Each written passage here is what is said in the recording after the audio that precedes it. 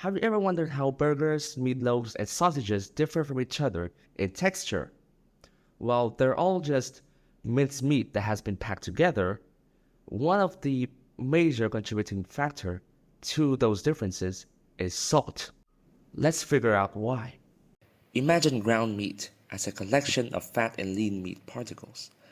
In its raw form, the pieces in minced meat show no binding to any extent. When added, salt is able to extract salt-soluble proteins such as myosin and actomyosin from the chunks of meat and dissolve them. These salt-soluble proteins then become highly concentrated between the chunks of meat. When cooked, these salt-soluble proteins are rearranged and they bind the pieces of meat together, resulting in a tougher, denser texture that some might call a snap. We can observe this in action with 6 batches of steamed meatballs that I made, each with varying salt content.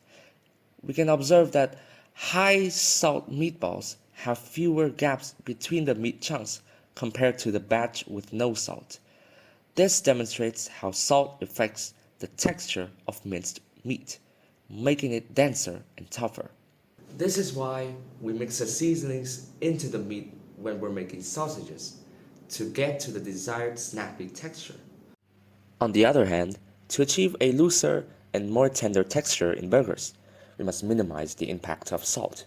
Therefore, the recommended method is to season burgers by sprinkling salt solely on the outside of the patties.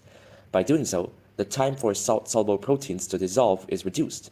Additionally, any dissolved proteins will remain on the outside of the patty, preventing them from affecting its texture.